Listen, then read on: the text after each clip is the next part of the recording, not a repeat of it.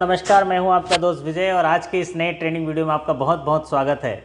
उम्मीद करता हूं कि आप लोगों की तैयारी बहुत ज़बरदस्त चल रही होगी और कई साथी जो ऑलरेडी एग्ज़ाम दे चुके हैं उनका एग्ज़ाम का पेपर बहुत अच्छे से हुआ होगा और काफ़ी आश्वस्त होंगे। कई फीडबैक मुझे मिले हैं तो उससे मुझे काफ़ी गौरवान्वित महसूस हो रहा है कि सभी साथी अच्छे से कॉन्फिडेंट तरीके से किए हैं और आगे आने वाले समय में उनको सफलता ज़रूर मिलेगी। और आज के वीडियो जो लेकर आया हूं, मैं आज इंटरव्यू के लिए कुछ खास बिंदुओं पे बात करने के लिए आया हूं। तो चलिए आज का वीडियो शुरू करते हैं। ये उन साथियों के लिए काफ़ी मददगार होगा जो काफ़ी आत्मविश्वास उनमें है कि एग्ज़ाम क्लियर कर लेंगे और इंटरव्यू की तैयारी उनको करने के लिए ये वीडियो काफ़ी मददगार होगा। तो साथियों चलिए मैं सबसे पहले बात करता हूँ। कई साथी सोचते हैं कि इंटरव्यू में नॉलेज टेस्ट होगा, खूब पढ़ाई करने लग जाते हैं, बहुत सारी किताबें वो पढ़ने लग जाते हैं, करंट अफेयर्स पढ़ने लग जाते हैं, पूरी हिस्ट्री पढ़ने लग जाते हैं, ज्योग्राफी पढ़ने लग जाते हैं, banking history, hierarchy system, reserve bank policy, NI act, दुनिया भर की चीज़ पढ़ने लगते हैं। लेकिन यहाँ पर एक बात क्लियर तरीके से समझ लीजिए कि यहाँ पर नॉलेज टेस्ट नहीं होने वाला है। अगर आपने रिटन एग्ज़ाम क्वालिफाई किया तो आपका नॉलेज टेस्ट हो चुका। एक बार ज़रूर ध्यान रखिए कि आपका नॉलेज टेस्ट हो चुका रिटन एग्ज़ाम में। अब किसी भी प्रकार का नॉलेज टेस्ट नहीं होगा इंटरव्यू में। यहाँ पर आपको बिल्कुल संयमित तरीके से, संजीदगी से, गंभीरता से आपको जाना है। यहाँ पर जो टेस्ट होगा आपकी व्यवहारिकता की जांच होगी, समग्र कुशलता की जांच होगी, आपके बॉडी लैंग्वेज की जांच होगी, आपके सेंस ऑफ ह्यूमर की जांच होगी, आपके व्यवहारिक ज्ञान कितना है आपके पास, आप सिचुएशन में किस तरीके से फिट बैठेंगे, जिस पद के लिए जा रहे हैं आप उसमें किस तरीके से आप अपना व्यवहार करते हैं, आपका एटीट्यूड किस तरह से, इस पर आपकी जाँच होगी। तो चलिए मैं आपको पहला टिप्स देता हूँ। सबसे पहले अगर जब आप जाते हैं तो स्टेप बाय स्टेप आपको पहली तैयारी करनी है पर्सनल इन्फॉर्मेशन की। जी हाँ, पर्सनल इन्फॉर्मेशन की तैयारी करनी है। तो पर्सनल इन्फॉर्मेशन में क्या होता है, सोच के चलिए, मानिए आपको पहला ही प्रश्न पूछ दिया गया, चलिए सुनील मिश्रा जी आप बताइए, अपने बारे में बता दीजिए। अब बताइए, इंटरव्यू जो है वो एक ऐसी चीज़ है जहाँ पर आप खुद उसको ड्राइव कर सकते हो, सवाल आप ही के से पैदा होगा।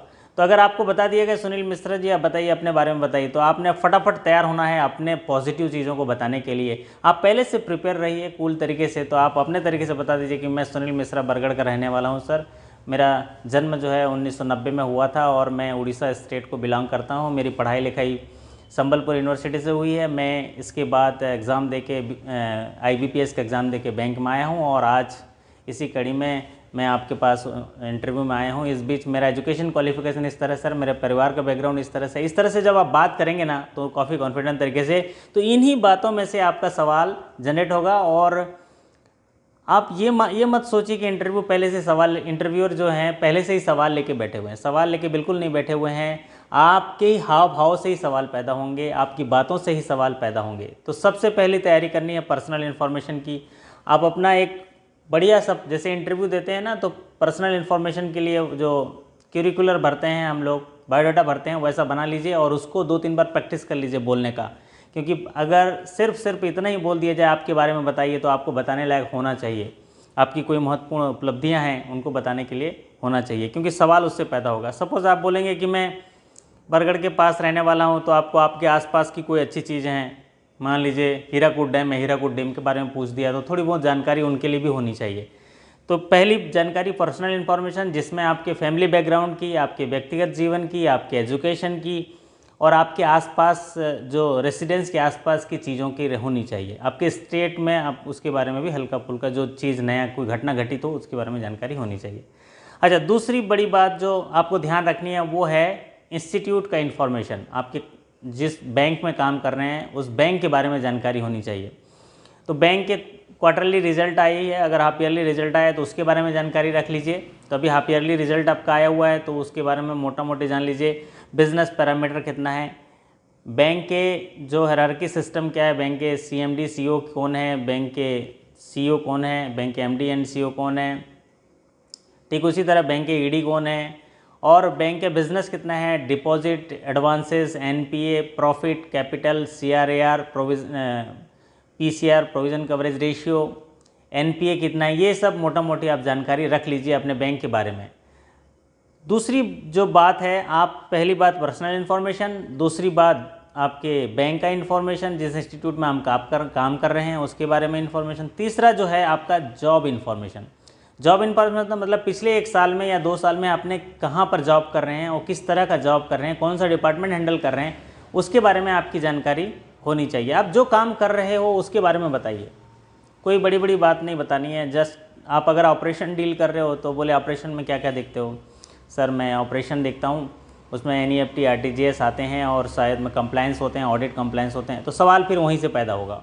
जी हाँ, तो यकीन मानिए आपकी बातों से ही सवाल पैदा होंगे और ऐसे बातें करते करते आपका इंटरव्यू ख़त्म हो जाता है। आप घबराइए बिल्कुल मत, क्योंकि इंटरव्यूअर जो हैं वो आपके व्यवहारिक ज्ञान की जांच हो रही है। यहाँ पर जस्ट बात कर रहे हैं आपसे, आपको देख रहे हैं कि अगर कोई ऐसी सिचुएशन हो तो आप किस तरीके से चीज़ों को हैंडल करते हो, आप में सब्सटेंशियल ग्रोथ कितना है, आप अंदर से आपका एटीट्यूड कैसा है, आपका व्यवहार कैसा है, आपकी सोच कैसी है किसी के प्रति।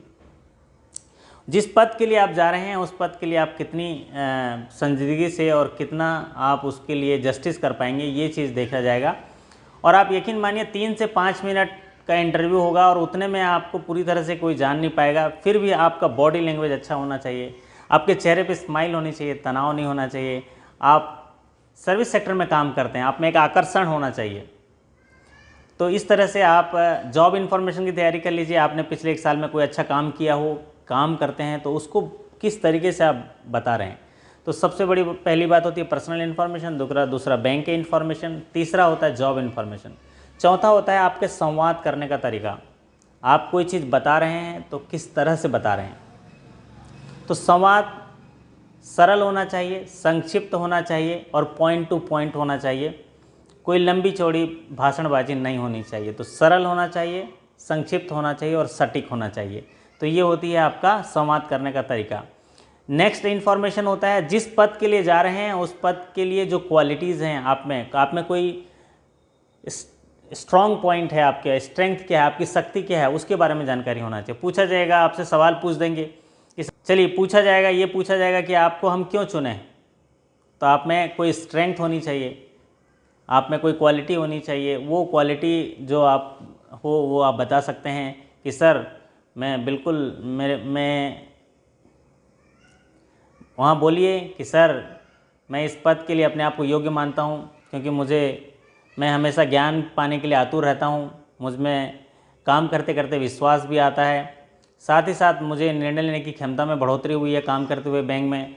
मुझे काम को समेटने की आदत है। इस तरह की क्वालिटियाँ आप अपने वहाँ पर बता सकते हैं, जिससे कि मैं ये जिस पद को है डिज़र्व करता हूँ, उस पद को मैं ठीक तरीके से उत्तरदायित्व को निभा पाऊँगा। ऐसी बातें करनी है। अगली बात जो होती है, कुछ समसामयिक चीज़ों पे भी सवाल उठते हैं। मान लीजिए ताज़ा तरीन कुछ समसामयिक चीज़ें हैं, जैसे NRC पे है आपके व्यूज़ पूछे जाएंगे। तो आप जब ऐसे चीज़ें समसामयिक पूछे जाएंगे तो आप पॉजिटिव एटीट्यूड के साथ एक समग्र कुशलता का परिचय दिखाइए और उसमें नेगेटिव बातें मत करिए। अगर आपसे सवाल पूछा जाए तो आपको मालूम है तो बताइए, नहीं मालूम है तो आप बिल्कुल आप सॉरी बोल दीजिए और उसको नहीं बताइए। क्योंकि इंटरव्यूअर की मंशा ये नहीं है कि आप सारी जानकारियों को रखें, वो ये देखते हैं कि जितनी जानकारी आप बता रहे हो वो किस तरीके से, किस हद तक आप जानकारी रखते हो, आपके बात रखने का तरीका क्या है, आप जो काम करते हो उसके बारे में क्या जानते हो। ज़्यादा ध्यान इस पर रखना है कि आप जो काम करते हो उस पर कितना ध्यान। तो आपको फिर और एक चीज़ ध्यान रखनी है, पास्ट एक्सपीरियंसेस। आपने पिछले समय में क्या क्या काम किया है, कौन कौन से डिपार्टमेंट में हैंडल किया है, तो इसके बारे में आपको ध्यान रखनी है। और उसके बारे में अगर काम किए हो तो थोड़ा बहुत बोलने लायक आपके पास शब्द होने चाहिए, आपके पास शब्दकोश होना चाहिए। कोई अच्छा काम किए हो तो उसके बारे में बताइए। रिकवरी में काम किए हैं तो OTS के बारे में थोड़ी सी जानकारी रखिए। तो ये होता है पास्ट एक्सपीरियंस। फिर होती है कोई पिछले फाइनेंशियल ईयर में या उसके पिछले फाइनेंशियल ईयर में कोई अच्छी अचीवमेंट हुई है तो उसको ज़रूर याद रखिए।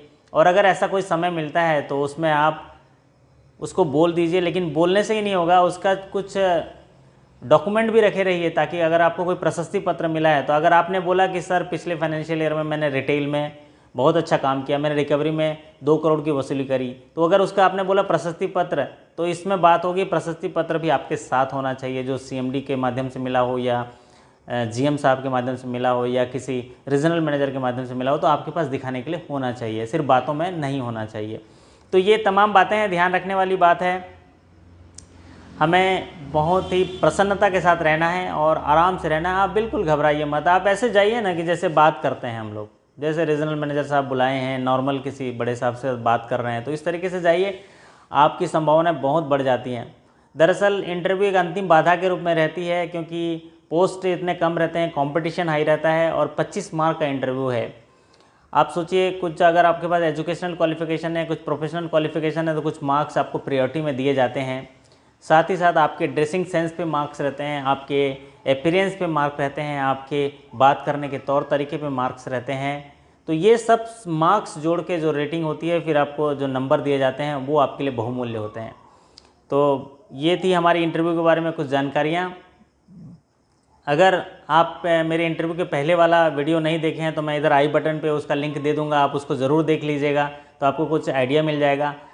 ये छोटा सा वीडियो मैं इंटरव्यू के लिए बनाया था। ये इसमें हमको क्या क्या चीज़ ध्यान रखनी है, ज़्यादा पढ़ने लिखने की ज़रूरत नहीं है इसमें, अपने आप को देखने की ज़रूरत है, अपने काम को देखने की ज़रूरत है, अपने इंस्टीट्यूट को देखने की ज़रूरत है और अपने आसपास पर्सनल इन्फॉर्मेशन को देखने की ज़रूरत है। चलिए, इस वीडियो में इतना ही। उम्मीद करता हूँ कि ये वीडियो आपको अच्छी लगी होगी। अगर अच्छी लगी होगी तो एक लाइक कर दीजिए, और अगर मेरे चैनल में नए आए तो सब्सक्राइब कर लीजिए और बेल आइकन को दबा दीजिए, क्योंकि ऐसे ही वीडियो मैं आपके साथ लाता रहूँगा और आपके साथ मिलकर एक दूसरे की तैयारी करते रहेंगे। इस वीडियो को देखने के लिए बहुत बहुत धन्यवाद।